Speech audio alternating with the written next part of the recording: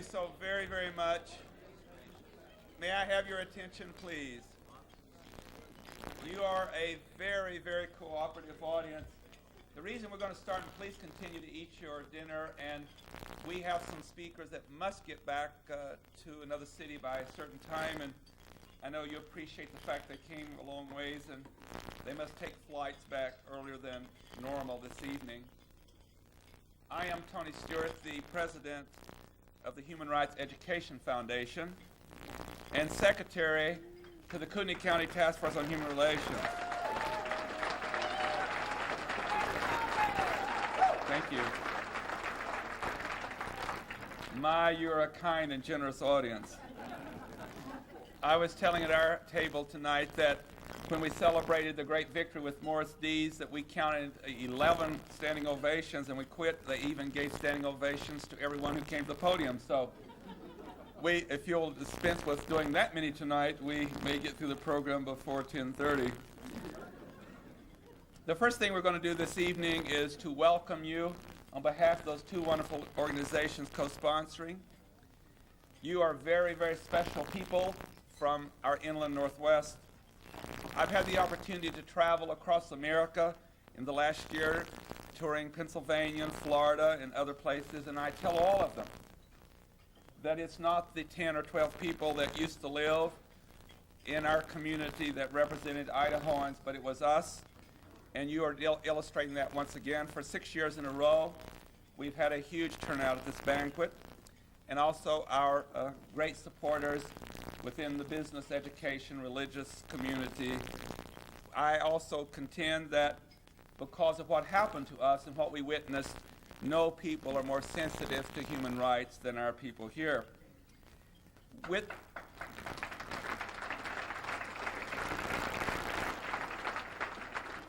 The evidence speaks for itself.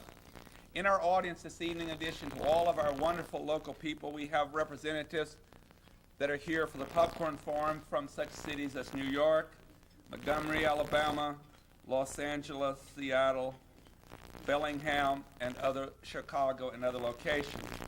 We have in our audience people representing such wonderful organizations as the American Jewish Committee in New York, the Anti-Defamation League of B'nai B'rith in Los Angeles, the Simon Wiesenthal Center in Los Angeles, and the Community Action Group out of Chicago, connected with the Church of religious activity in that particular community.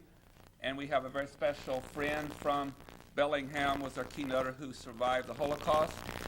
And we have the Southern Poverty Law Center, and the list goes on. We are networking with all of these organizations.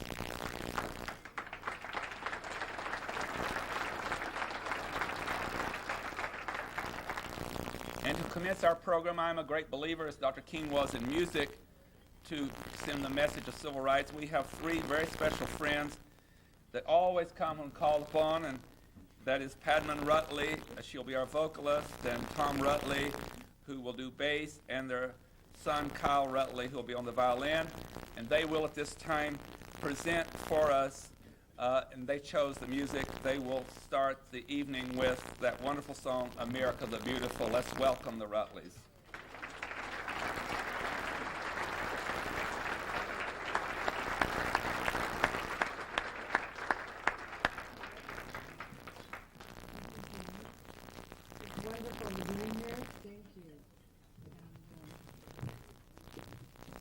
Amazing how many people. I remember years ago it was much smaller, and it's great to see. America is beautiful.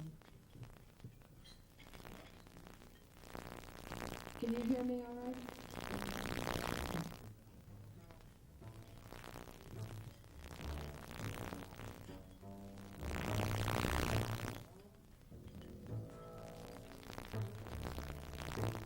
Beautiful for spacious skies, for amber waves of grain, for purple mountain majesty, above the fruited plain.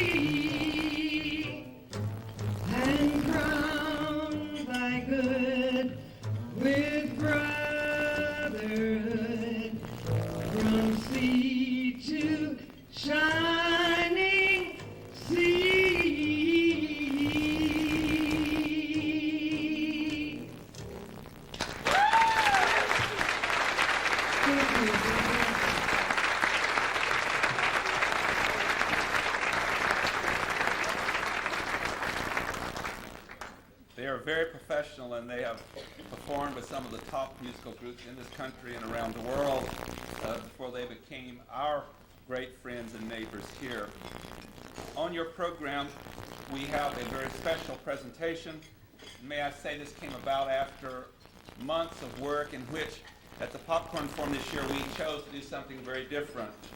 For the 7 days that we have together, we invited 13 organizations to co-sponsor this week on Confronting Hate, Humanity's Greatest Challenge. And among those were some of the great universities and colleges in the Inland Northwest, including the University of Idaho, Lewis Clark State College, and from the state of Washington, North Carolina College, of course, hosting, and the colleges from the state of Washington, including Washington State University, Eastern Washington University, Spokane Falls Community College, and Whitworth College, Gonzaga University, and Gonzaga University Institute for Action Against Hate. And those institutions at this time represent 65,000 students, and they were joined by the Human Rights Education Foundation, the Kootenai County Task Force on Human Relations, the Education Services 101 of Spokane, and PBS KSPS in Spokane. What a great, great partnership this has been this week. And as we talked, we thought it would be nice to have a number of the cities that are located in those two states in which those universities and colleges are located. And I'm pleased to announce tonight that a number of cities in our two great states have declared this entire week Human Rights Week in their state. So for you who are here from those cities, if you would come forth now, we will have you to present to the two human rights organizations those proclamations. We don't have time to read those, but we will have you to present those. And all of you come together at this time, but we're being hosted in the city of Coeur d'Alene, and Mayor Sandy Bloom is here. She will lead the delegation forward. So if you will come forward now, please.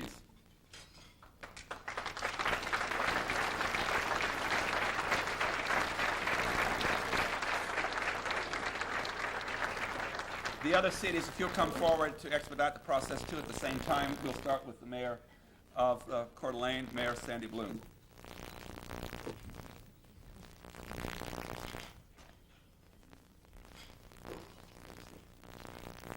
Thank you very much, Tony. I know that I'm here this evening. I'm humbled to be here. We are very proud from the City Council of Coeur d'Alene, and I'm sure all of the other cities too, to have signed this proclamation. It is a proclamation that talks about partnerships. And of course, we believe in that, and that's what's made this room as full as it is tonight. But no partnership happens without passion. And that passion came from the task force. And we want to, particularly from the City Council of Coeur d'Alene, say thank you, Tony, and to the task force for the passion that put all of us in this room tonight. Thank you.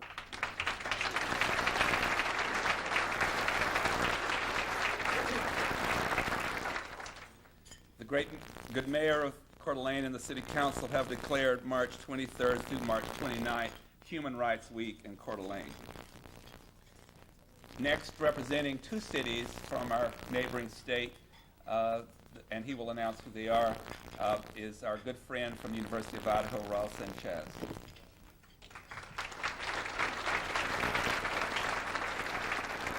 Thank you, Tony.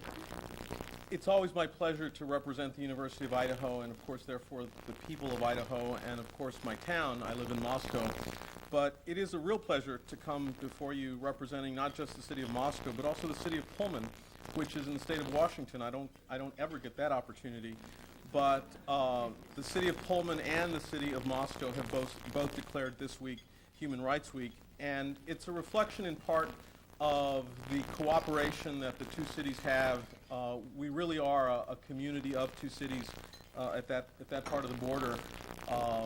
We are dear friends across the border, and we're all working on issues related to diversity and human rights and trying to build greater foundations to a real sense of community, because only on that foundation of community can you really build a sense of human rights, an appreciation for it, and a promotion of human rights.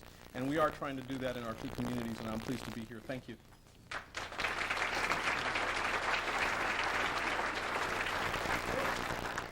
We also have with us Randy Withrow, who is the Chief of Staff to the Mayor of Spokane.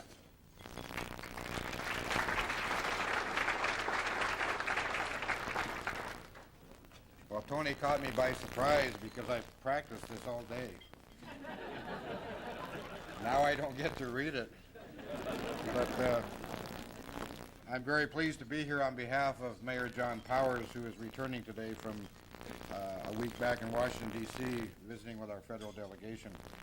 And I'm very, very pleased to be here on his behalf and on behalf of the entire city of Spokane. And I'm very, very happy to see how packed this room is. I mean, this is remarkable. I'm very humbled by some of the people that I see in this room, knowledgeable of some of the work that you have done. You have my utmost admiration. You have the mayor's respect. I encourage you to keep the path, and I thank you for all that you've done. And it is my pleasure to present the proclamation from the city of Spokane to Tony, and thank you for all of your work, Tony.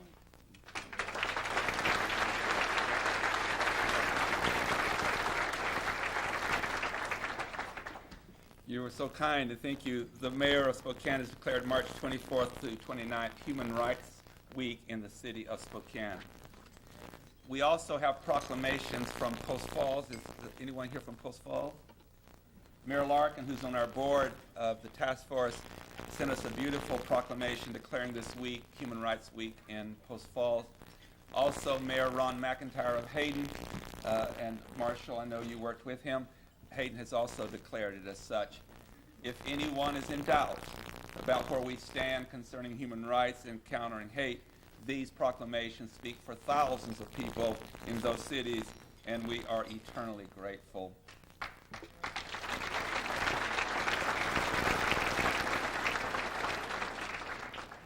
It is my pleasure to introduce to you the person who will introduce our keynote speaker.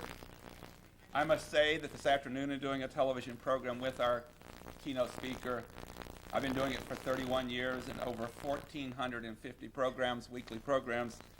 If I had to list the top 10 programs that I have done, this would be on the list. He is inspiring, and he is very much taking his talk into action.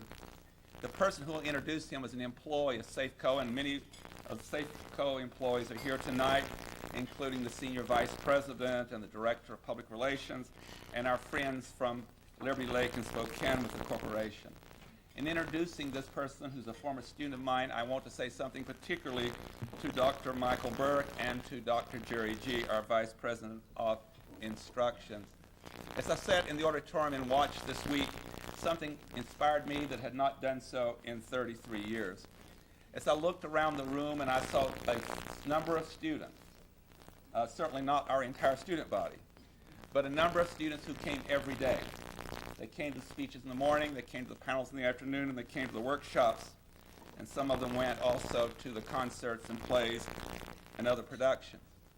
Dr. Burke, I came up with an idea that's probably not to be able to implement, but I realized from watching those students that all of our good students do the minimum requirements of attending class and doing all their work.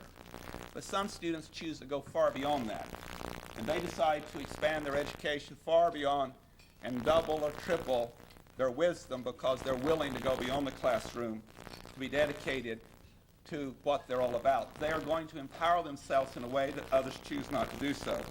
And so my thought was that when we present our associate degrees, would it not be wonderful if we could recognize those students on that degree and say, you maximized your education, you empowered yourself in a way that most choose not to do so. And I honor those students tonight, and one of those is here.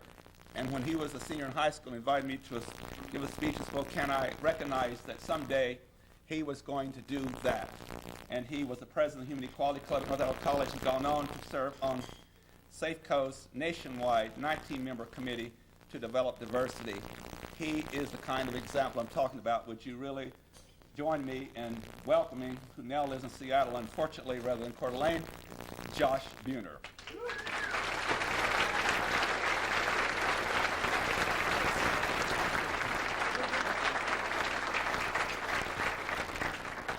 Thank you for that. That's kind of tough to come up here now after you said all those wonderful things, Tony. I do appreciate it. I appreciate being here tonight. It's a little unusual that now that I don't live North Idaho anymore to come here as a guest, but I'm fortunate to be here and to be here with a friend of mine who is also my boss. So I'm gonna make sure to do a really good introduction here. About a year and a half ago, well, let me back up. Mike McGavick was named CEO of Safeco, and that's Safeco Insurance, not Safeway, which I know that there's some people that do get that confused, was named CEO in 2001. The company was in need of a turnaround. We needed to have a new vision and a new direction. And that's exactly what we got. That year, at the end of the first 11 months that Mike was on board, the company had lost $1 billion. But by the end of last year, the company had a $300 million profit, which is pretty remarkable. At the same time, Mike also placed on interest in trying to turn around our financial situation, was also investing in our employees, and taking a strong interest in diversity. Mike had put forth a call for a self-nominated diversity advisory group, which is what I serve on, to apply to help develop a strategy that the company would take forth and developing a new strategy for corporate America in the area of diversity. I'm one of those project managers, and I'm pleased to say that we have an incredible strategy, a strategy that I don't think any other company that I'm aware of has come close to maximize. And so with that, I get to introduce my friend, but who is also our Chief Diversity Officer. Please help me welcome Mike McGavick.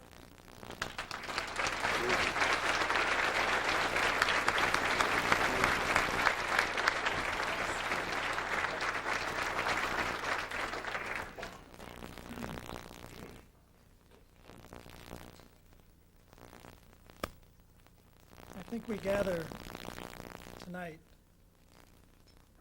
with unusual burdens in mind. One cannot help but be affected profoundly.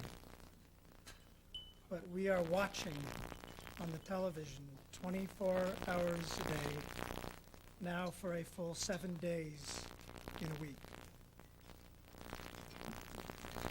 As we watch, regardless of our view on the rightness or wrongness of this war, as we watch as humans, we cannot but help but be profoundly affected by the unfolding violence. We are burdened by it. We are reminded yet again that the dead end of the road of hatred is violence. And so we gather burdened by two great challenges. Challenges that have plagued humankind for its entire existence. How shall we get beyond these ancient hatreds? Hatreds that divide groups of humans from one another and thereby threaten and fail our very humanity.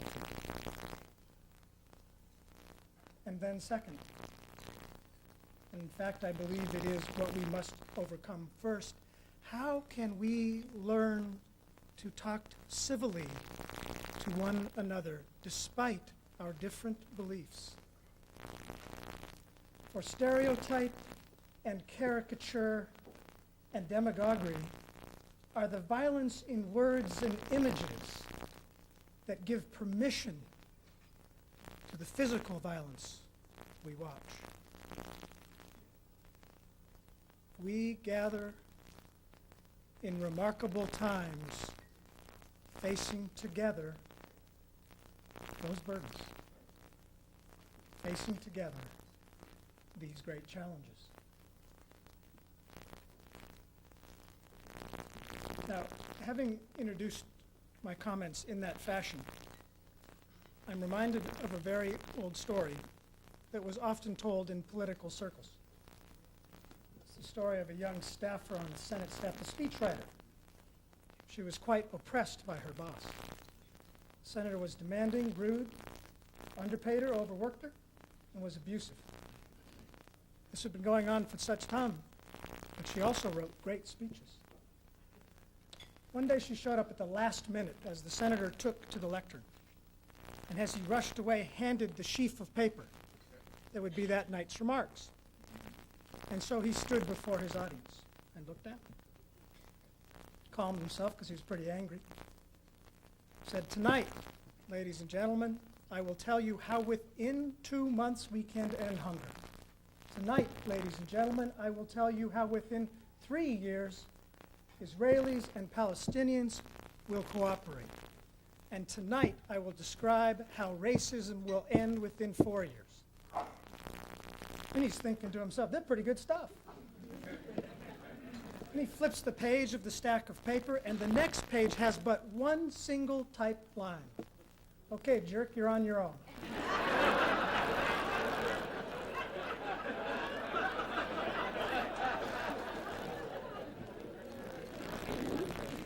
So when one starts with a weighty beginning, we realize we have wandered into territory that should rightly awe us. But you've been dealing in that territory, not just this week, but these decades. So I feel comfortable in this room talking about such things. I really want to cover 4 things. I think they're fairly straightforward, and I hope they will help us each think more about how this small group here, relative to the world, how this small group here can continue to use its point of leverage to advance civilization's cause. The first idea is, why now? Why now must our urgency be so much greater? The second topic is, why in the heck am I listening to some business dude? The third topic is, what is going on at Safeco, not to promote it, but what lessons does it give the rest of us, if there is progress being made, and I would submit there is. And then finally, how can we translate these ideas into our own lives and our own work to, again, address these twin challenges as you have here in North Idaho and as we all must across the globe. So those are the 4 topics. Why now? What's so crucial right now? What's business got to do with it? What's going on at one company that might give us some examples, and how can we apply them to our own work? Let's start with that first idea. Why now? What's going on that's so crucial? Well, we spoke of the war, but I would submit that the war is a symptom of something very profound that has changed. It comes from 4 things. First of all, our technology has changed so much that the world has been drawn together in profound ways. Our ability to establish community, to communicate with others, is instantaneous, ubiquitous, and global. This has never been true before. Never been true before. It is a unique time. Second, all of the democracies of the world face the same fact, that for decades their populations have been changing rapidly, diversifying rapidly. And what can we say for certain? That the power structures that design these economies, that run these countries, have not kept up with that change. Nor will they get ahead of it, will they? Anybody here believe that? Not me. Government and institutions of power will move slower than these changes demand. And yet, the traditional majorities will be minorities in many democracies within our lifetimes. That's the second compelling reason for these times. The third compelling reason is we've been getting a lot of practice together. We have made progress these last few decades, have we not? Not enough, not everywhere, But we have learned that progress can come from knowing one another a little better, by opening our hearts to our differences and realizing the value of the entire human tapestry. And fourth, and perhaps the thing that gives what these ideas are about the most weight, the very simple idea that the tools of violence are now so powerful and completely beyond the ability of governments to effectively control. We saw that on 9/11, didn't we? A few people, a little bit of money, a lot of hate, and a lot of dead people. Governments cannot control this. It is beyond their capability because such small groups now, through the technologies of destruction, can do so much damage. It is perhaps in the nature of human hubris, is it not, that we always believe we live in historic times? But I would tell you those four things are genuine in their historic nature. The war that's going on right now is genuinely historic, for its root cause is completely different from all prior American wars. The world is changing very rapidly, and as usual, we are late to catch up to the significance of the change. That's why now it is imperative for our own safety and for our humanity that we do it now, that it not be left to our children. It is the gift we must bequeath to our children. So if that's this important time, what is this second idea? Why would a business person be in this job? I do not think, if we think backwards through America's experience, that we think of corporations as its most progressive element.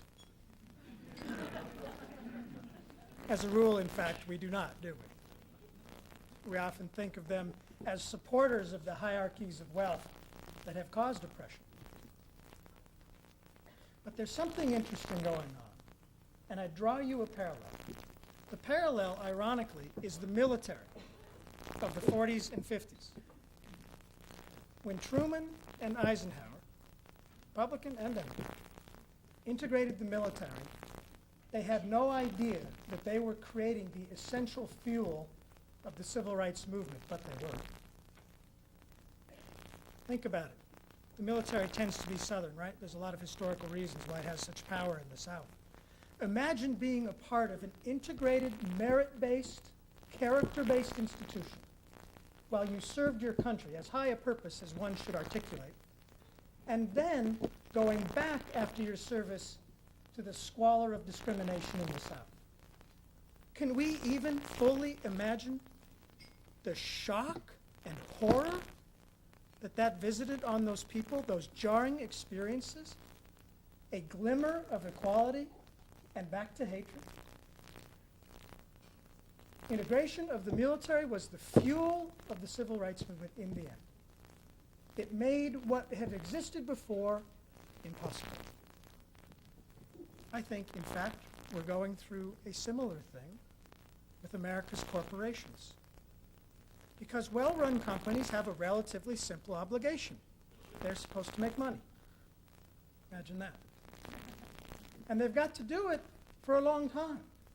I'm not charged with next year. I'm charged with 10 years or 20 years of thinking about how our company will succeed. It's been around 75 years.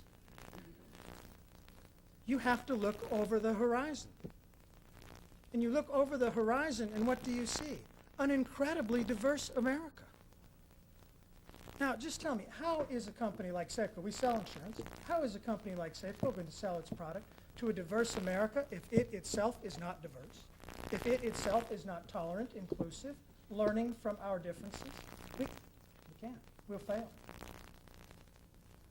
It is not a surprise to me that the government is still stuck in the argument over affirmative action in Michigan, but that many of the folks that have written letters to the court are corporations saying we need to be able to choose to diversify our participation. Isn't that interesting?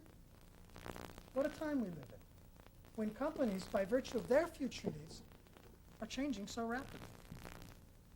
That is why our company is spending so much time on this. Is it also the good thing, the right thing to do? Yes. But it's about business. We will fail if we do not reflect the America we seek to serve. Very simple concept. And now you see corporations driving this concept with aggression.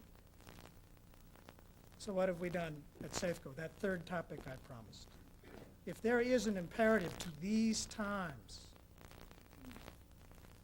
and if, in fact, corporate America can provide leadership, can force together the people who often don't see each other at home, but who have to work cooperatively at work, what lessons can be drawn? Well, what did we do? A few simple things. These are not remarkable. You'll find them in any business book. They applied both to our turnaround of our economic performance, which Josh so kindly rendered, and also to the work we do on turning around these attitudes. And they are relatively simple things. First, I'm going to list them first, and then I'll go through them. First, create the imperative for change. Create the imperative for change. Because people don't change just because they like to, right? None of us do. In fact, most of us are a little afraid of change. So there has to be an imperative, something that forces you over into that uncomfortable space. Second, create a vision that is not just about fear. This is something we as humans aren't generally very good at. But vision has to have hope, because hope is much more powerful than fear. Third, bring about focus. Bring about focus. Fourth, if you have to do something unpleasant, do it straight up and now and honestly. Fifth, invest in people. All of these institutions, all of these businesses, all of our world is really just about us as people. And finally, communicate. Communicate authentically, consistently, forcefully, but communicate, communicate, communicate. Those are the 6 ideas. How were they applied? Well, the urgency for change comes from repeated articulation of the economic realities. The GLBT community controls $450 billion of wealth in this world. Because of whom someone sleeps with, do I really want part of it? Heck no. From the human terms, is their blood any less red? And from business terms, is their money any less green? No. Do I want to not participate in their intellectual capability? No. These are simple ideas, aren't they? Hispanic community will control $900 billion in spending. African American community, $860 billion in spending. These numbers start to add up after a while. We only want our unfair share of it, by the way. Well, this is pretty compelling, isn't it? So what then? So that first idea was, what's the imperative? Well, the imperative is the survival of our organization. The imperative for us collectively, of course, is civilization itself. Pretty big order. That next thing, a vision that is filled with hope and not fear. There, of course, talking about the contributions of the tapestry as opposed to the illegitimacy of fear is what makes the difference. Each of us has in our life's experience some defining moment when we realized someone we didn't know and therefore didn't understand was someone who contributed greatly to our life. That resonates with every human I've ever met. But it forces you to accept being uncomfortable, to go out and reach out and learn. It forces you to listen with an open heart and not all of your prejudices in the way and armoring you against that person's humanity. We have to talk about how in our organization this hope is we will be the most successful insurance company in America by virtue of being early in preparing for change. That vision is compelling. People want to be a part of something successful. That third idea, bring about focus. Well, you know, in a business, this is kind of straightforward. They say that you get what you compensate. Heck of an idea, huh? You get what you compensate. And you can only compensate what you measure. Pretty straightforward ideas in a business. So what do we measure? Well, we measure how much are we selling in urban zip codes and how profitable is it? This isn't a social service. We're trying to make money here. How much are we selling in urban zip codes and how much money are we making at it? How many agents do we have of color? How many agents do we have who are women? These are the simple metrics, and then we hold part of people's pay in our hand until the metrics move. Then it goes in their wallet. It's amazing the focus this brings about. By the way, my board, quite rightly, has done the same thing with me. And again, it's amazing the focus. The next thing. If you're going to work on focus, let me give a suggestion. I'm going to come back to this a bit. Make these things practical things that people can understand and take action upon. So what are some specific examples? Well, we built centers in urban communities. How about that, huh? Created jobs in the community, so we'd be present in communities that historically had not bought as much of our product as other communities. And guess what we do at night? Those are communities, those buildings are for the community to use in safety and peace for their community's activities. It's a simple little idea, isn't it? Sales are going up. Isn't that funny? This is cool. What else did we do? Well, isn't it funny? You've got the Hispanic population growing toward dominance in this country. What's going on right now? You're ready. Well, wouldn't it be good if we had service centers that could speak their language? That seems like a pretty simple idea, doesn't it? It's not actually easy to execute, but we did it. On our website, we'll get bilingual. Show that we are both tolerant and inclusive and communicative. These are simple ideas. My favorite suggestion, though, came from a coworker who said, you know, why couldn't we take the policy itself and write it in Spanish? I said, you haven't read yours recently because it's already in Greek.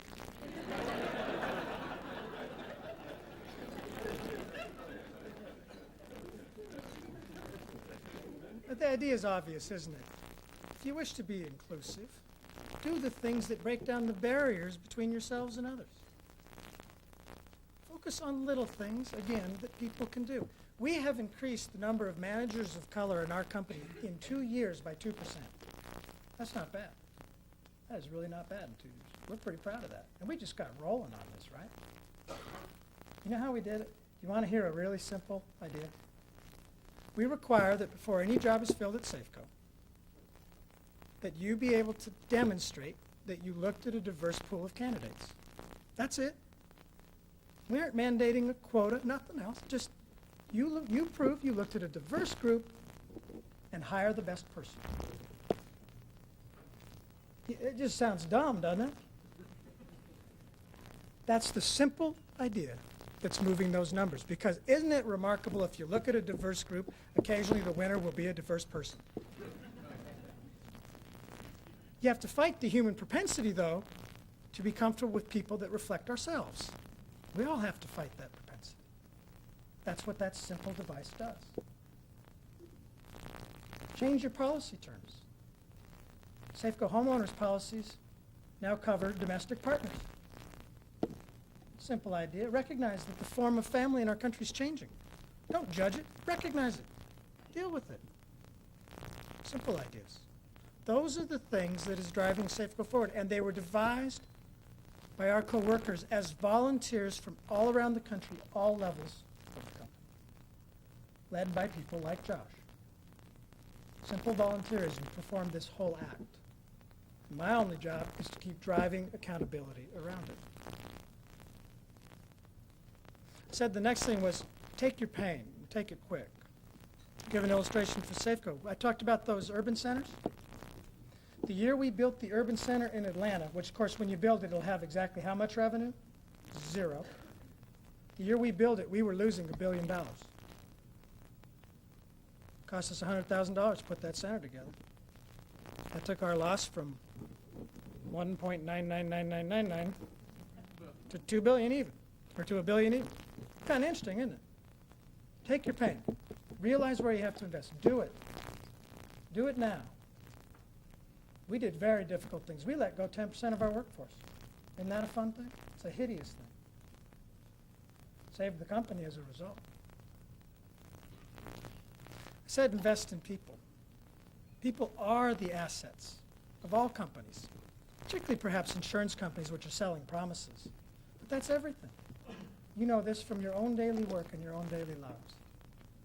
We invested in our people by requiring, mandating, that all of our coworkers go through training on diversity. And we'll do it every year. We started out with a seminar all day called The Color of Fear to try and break down barriers between races. This year it'll be about civil discourse to try and encourage our managers to be getter to people. Just little things. But that day was mighty well spent. That's a costly thing for a company, by the way. That day was mighty well spent. And it reinforced to people that we weren't just saying change, we were saying, here are the tools of change. And then finally, communicate, communicate, communicate. You can find our diversity strategy on our website.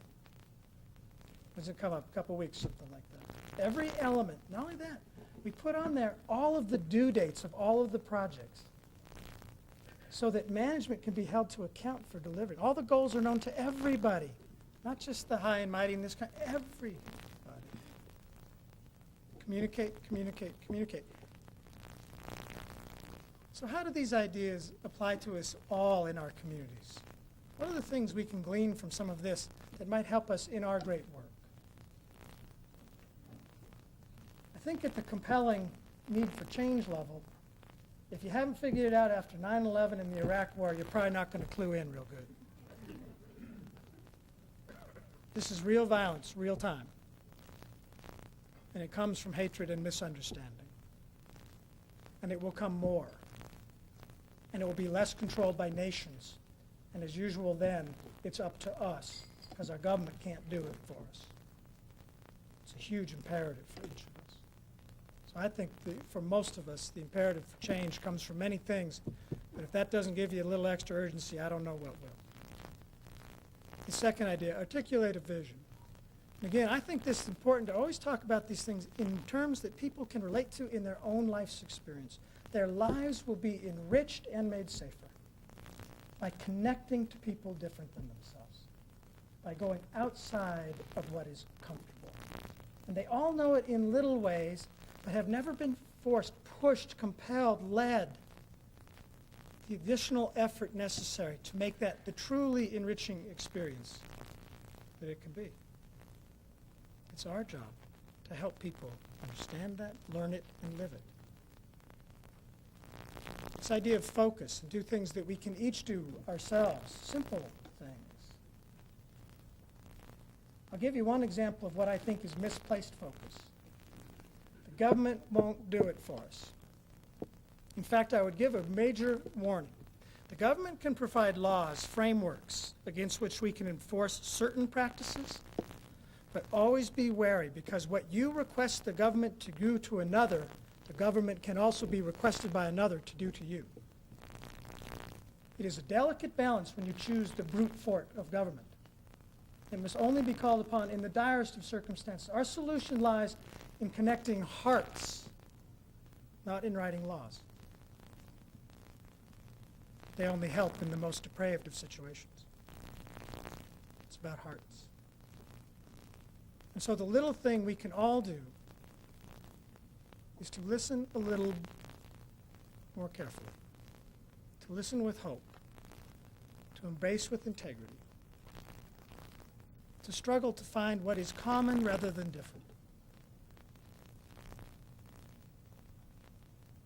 If that's the idea of focus and where to apply focus and devising simple things that people can do, part of that then must be accountability.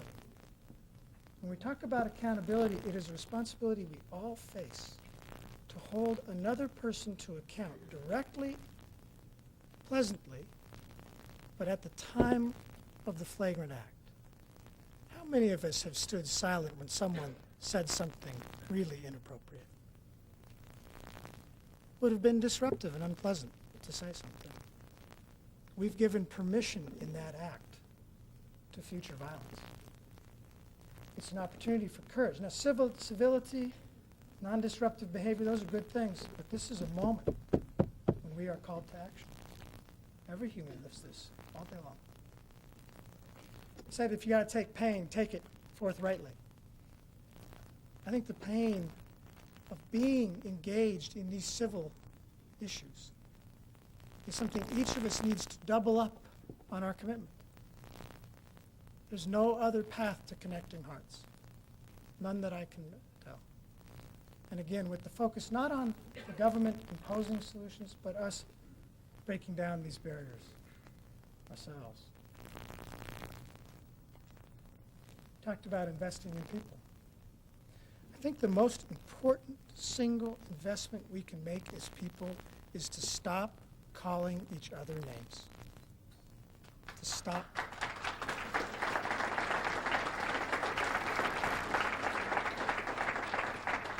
And I have to tell you that I can look across the political spectrum and I can find this in constant violation. We all have to listen with greater integrity to one another and to views we don't understand. It's the only path through. And then finally, communicate, communicate, communicate.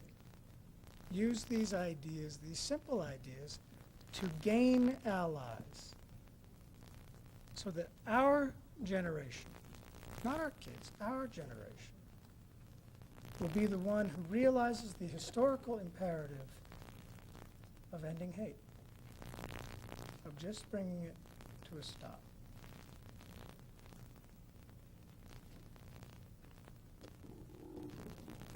It has been 4 decades, 4 decades, since Dr. King gave the most powerful articulation of merit and character as the basis for human beings that has ever been given. We've made progress, to be sure. But the dirty can of hatred can no longer be kicked down the road.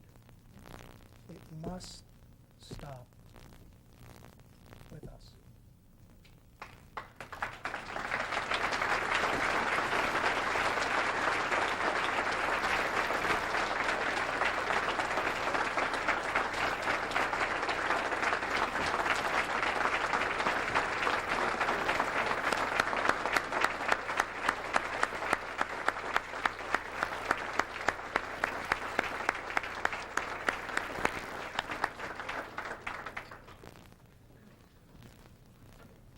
Mike, thank you so very much. I think everyone in this room now realizes why I said what I did about our television interview earlier today. Because of your address this evening, our inland Northwest will always be a better place, and we will even act better. With that, I would like to bring back to the program and to the podium our very fine music family, the Rutleys, to sing another song.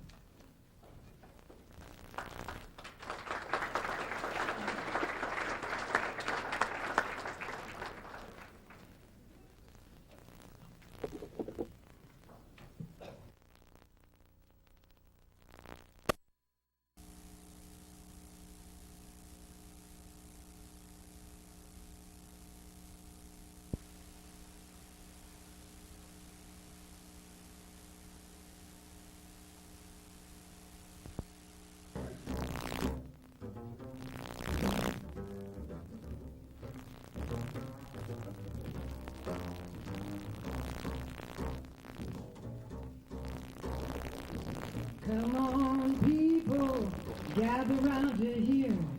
Time is the essence, listen to me clear. They've been lying to us, hand in the face. People are tired for rage and disgrace.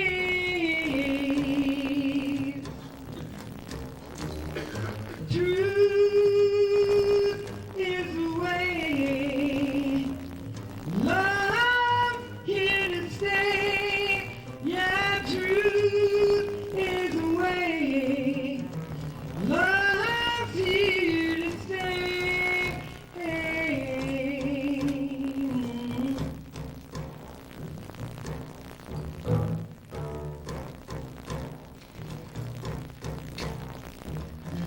do we tell them so they'll understand? Is there a compromise still living in this land?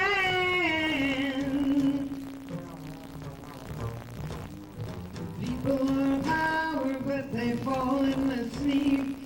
Can't remember where they are, they're sinking in the deep. So truth is the way, love's here to stay. Yeah, truth is the way, love's here to stay.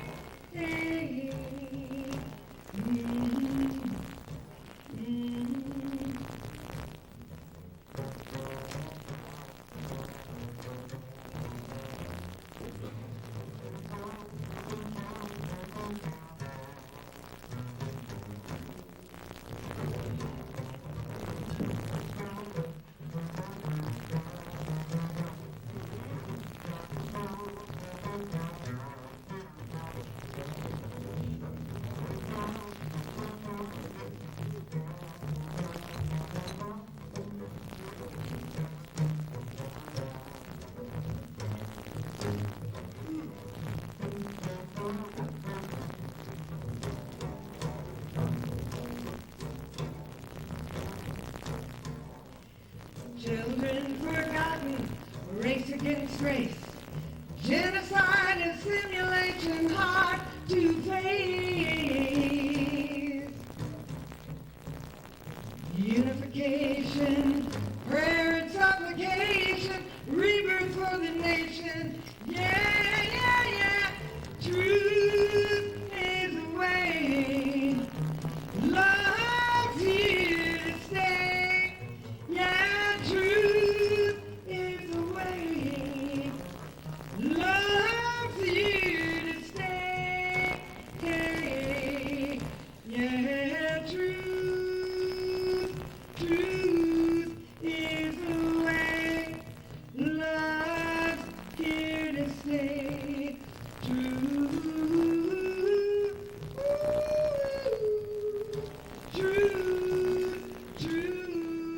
is the way.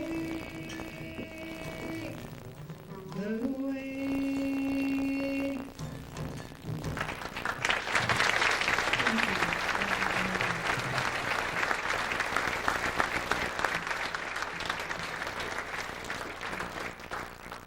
On behalf of the Board of Directors of the Kootenai County Task Force on Human Relations that has celebrated its 22nd year in February, it is a privilege for this long-lasting human rights group that you have supported to present Civil Rights Awards.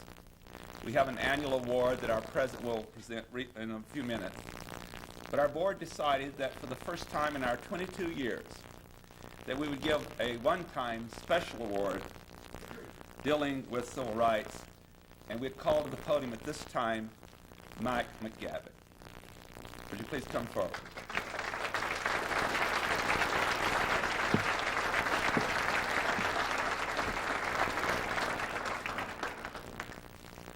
Mike, on behalf of the Board of Directors, I'm so proud to announce publicly and present to you tonight the Kootenai County Task Force on Human Relations to the Safeco Insurance Company with the Outstanding Civil Rights Employer Diversity Award for the year 2003.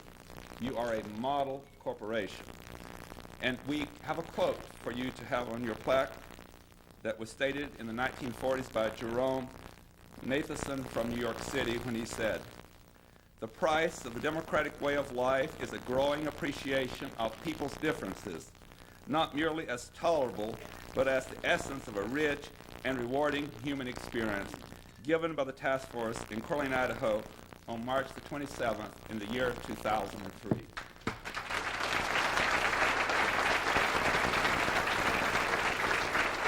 Thank you all very much.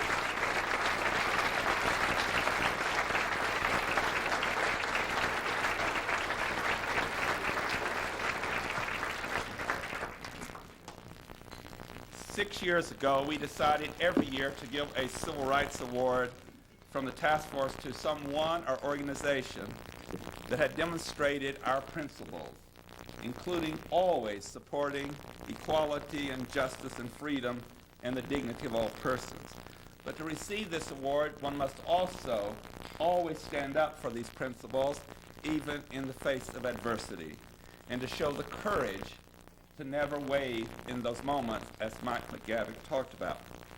It is my pleasure to present to you, to announce our award, and to have those receiving it to come forward, our wonderful president of the task force, Deanna Gissel.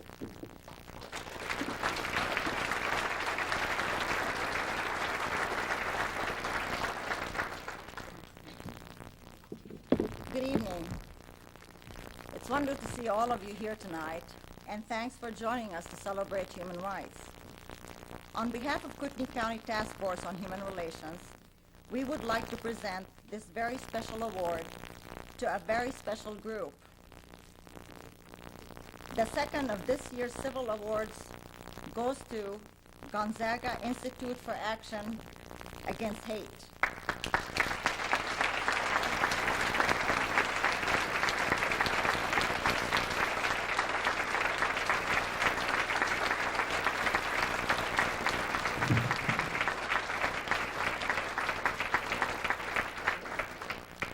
This institute, an institute unique to American education, has brought much needed and intellectual thoughts and focus on this uniquely human condition. And the award reads as follows: Civil Rights Award for 2002, Gonzaga University Institute for Action Against Hate Board of Directors, presented by the Kootenai County Task Force on Human Relations, March 27, 2003. Each time a man strikes out against injustice, he sends forth a tiny ripple of hope that can sweep down the mightiest wall of oppression. Robert F. Kennedy.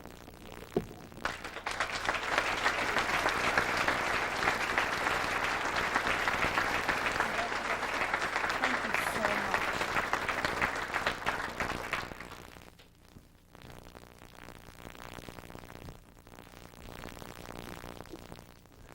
Such a deserving group. I believe I'm correct to say that it's the only college and university in the United States that has an institute to study hate, and they're developing a four-year curricula in which you can actually get a degree on studying it, and you have to know it before you can combat it. Now at this time, we have another special presentation. In the mid-1980s, after the bombings that took place in our city, and how our people stood up for what was right, a very special organization recognized those efforts of our people, and they gave this award to the city of Coeur d'Alene. This special organization is housed in New York City, and it's called the Raoul Wallenberg Committee of the United States. Raoul Wallenberg, because of his courage, saved over 100,000 Jewish people from the evils of Nazism. He was captured by the Soviet Union and was never heard from again. I believe I am correct to say that only he and Winston Churchill are the only two people that our Congress has ever given honorary citizenship to. And when they created this special organization, they give what they called a humanitarian award. And very deserving people have received that throughout time. They decided, because of the bravery of our people, to create a new award. And they called it the Raoul Wallenberg Civic Award, and announced in City Hall in New York when it was presented to our city that it would never be given again, a one-time award. It was a special time and a troubled time for our people. One of the persons involved in that very special occasion was A.C. From New York City, who's very much an institution in that city, A.C. Greenberg. He's had a connection with us ever since. He is a dear friend of one of our own, Dennis Wheeler. Dennis Wheeler is the CEO of Coeur d'Alene Mines Corporation. And Dennis has put his words into action many times, including allowing us to be housed with our Human Rights Education Foundation on the third floor of his beautiful building. And he charges us an incredible sum of money, $12 a year. He has received a very special letter from his good friend and your friend, Would you welcome Dennis Wheeler to tell you about that and to read that letter from Mr. Greenberg?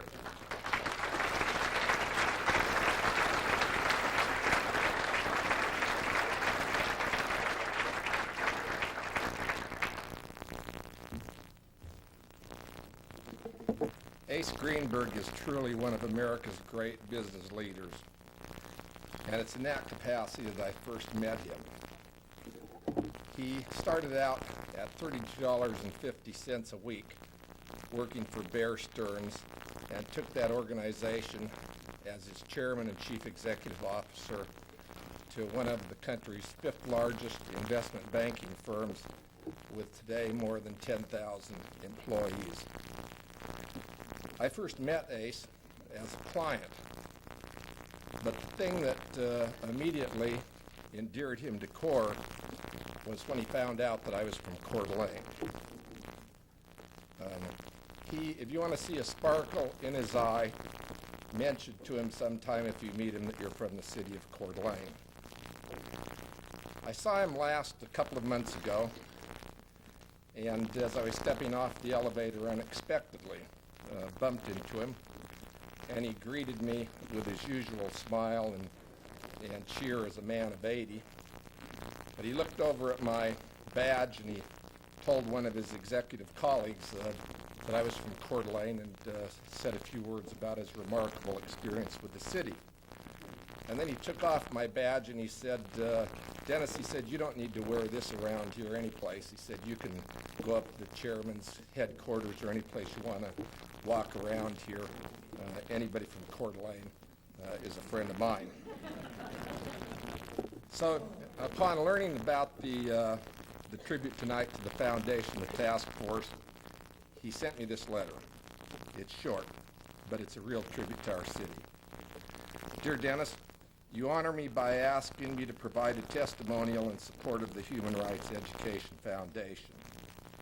It is hard to believe that it was 16 years ago that we had the ceremony in the mayor's office in New York honoring the brave people of Coeur d'Alene. Your citizens took on a vicious hate gang that threatened the civil liberties of a small group whom they had targeted. If those bullies had been successful, they would have, of course, have moved on to bigger and more dangerous activities. I will forever have admiration and love for the brave people of your city. People of your area have never stopped fighting groups that threaten our civil liberties, including their great success against the Aryan nations 3 years ago.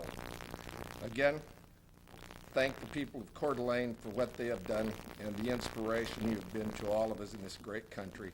And please keep up your great work. Sincerely, Ace Greenberg.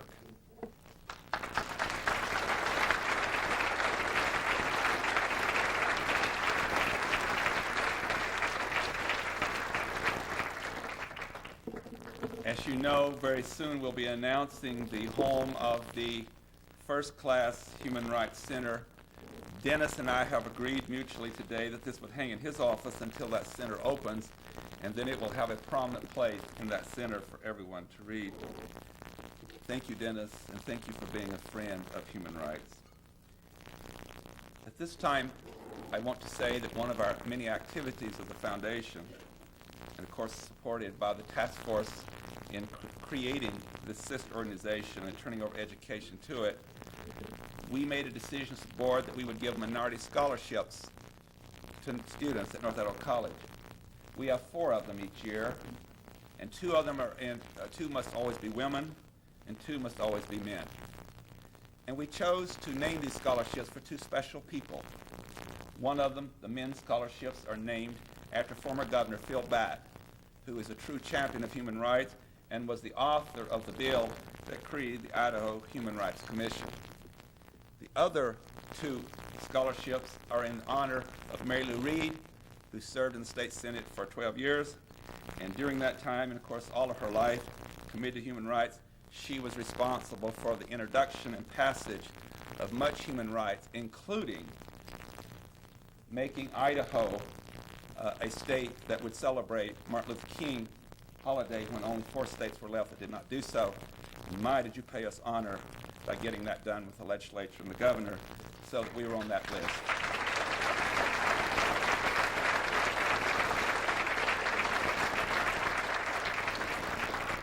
And it's so appropriate that Mary Lou would recognize tonight our scholarship winners who are here for this year. But also in doing that, let me say that in the last 3 years, our foundation's given over $8,600 to North Idaho College these scholarships. Please welcome Mary Lou Reed.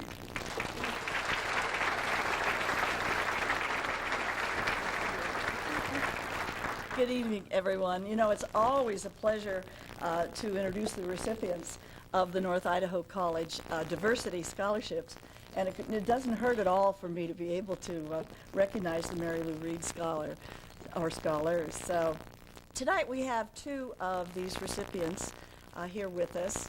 And I think it is, you know, it's especially wonderful after this week at North Idaho College where we have talked about diversity and about confronting hate. And it's good to remember that North Idaho College has this wonderful history in which it has supported human rights in various ways over the years with incredibly staunch support. And so I'm happy tonight to honor Mary Lindsay Crowell from Kuski, Idaho. I'll tell you just a minute about her and then we'll recognize her. Well, Mary Lindsay Crowell, her academic goals are to pursue a bachelor's degree in psychology and then go on somewhere within the social science realm. She says that law school is an option, but there are many others too. So Mary, will you please stand up out there and we can all welcome you.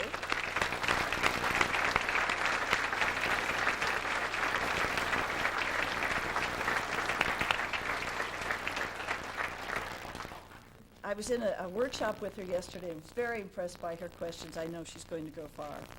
We have one recipient of the Phil Batt scholarships here. His name is Caleb Thomason.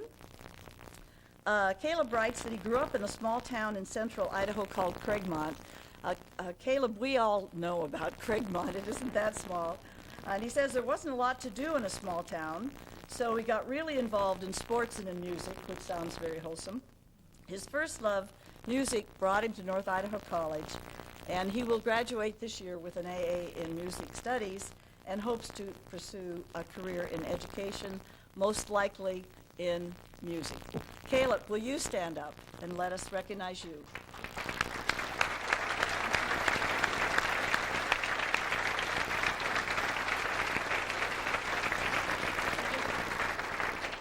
We certainly wish you well as you go forth in pursuit of your future. Two others who were not able to be here tonight. One is Andre Dombo from Lapway. His goals are very clear. He says he wants to get a degree and get a good job. But I think that's pretty modest. I understand from Daryl So that Andre was Player of the Year in the state of Idaho for basketball for NIC. And he also had been pursued by recruiters who wanted him to either choose between football or baseball. So we obviously have quite an athlete there. The other who's not able to be here tonight is Joanna Enriquez, who is an outstanding student, and I'm sure you will hear more about from Joanna in the future. Now, Tony, do you want me to just go ahead? Well, we had hoped, speaking for the Human Rights Education Foundation, we had hoped tonight to be able to give you a great announcement and a great surprise, and unfortunately, we're not able to do that. But please watch the papers and listen to your, read your email. And We might even have a press conference. we might even, you know, Tony Stewart is known from time to time to be able to manage a press conference. So anyway, but our finding a location is looking very, very promising, and we hope to be able to, within the next couple of months, let you know. But we mostly want to let you know that in order to have a successful Human Rights Center here, we're going to need all the support of all of you who have been helping us in so many ways over the years in financial support, in moral support. We're going to need volunteers. And so please know that although at this point it's a fairly small group that's doing some of the planning, we want to reach out and include you because without all of you, there's no way that this center is going to be a success. It's been a wonderful challenge that Greg Carr has given to us by presenting the $1 million pledge. We're going to have to raise more money, but mostly we're going to have to create a wonderful vision so that we can build a center and an educational program that will recognize, that will promote in every way the recognition that all people are equal and need to be treated with dignity and respect. So we have this wonderful flyer on your table, thanks to Betsy Hawkins and to Deborah Burke. Please read about our vision, watch the newspapers, and Kathy Canfield Davis said, please tell them that there will be t-shirts for sale when you leave tonight. Thanks for your support and a good evening.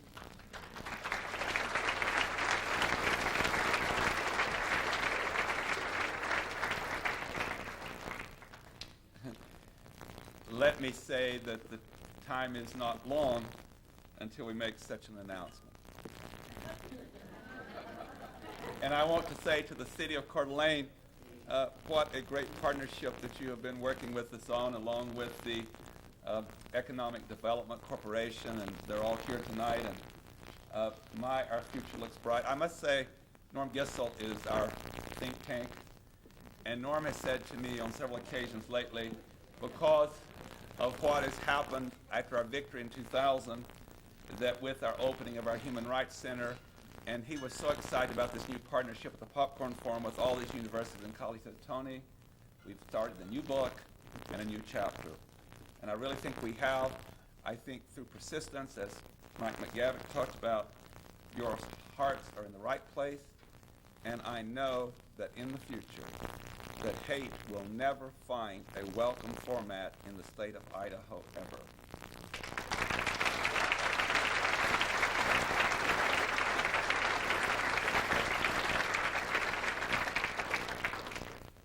Both of our boards meet monthly, and I can tell you they're working hard, and mission statements and strategic plans are in place, and we're reaching out to schools, we're going to reach out to the business community, out to law enforcement. And I want to say at this point that Sheriff Rocky Watson, who is on one of our boards, the task force, and his wife Mary, our dear friends, recently went to the South and brought back a gift to us. It was a very sad story about what happened in segregation, but we must also tell young people what the past was so we do not repeat it in the future. Rocky, thank you for that gift, and Mary, it'll be one of our exhibits. It's an unfortunate display of what happened when there was segregation, and when water fountains, is one they brought us, said for whites only. We are going to teach young people never, never go there again. With that, we're going to close the program. You've been so patient, and you've been wonderful, and we always like to close so that you can leave with these thoughts. The Rutleys will return, and they will perform for you, and at the end of that, we are adjourned. They will perform the theme from Schindler's List by John Williams. Once again, please welcome the Rutleys.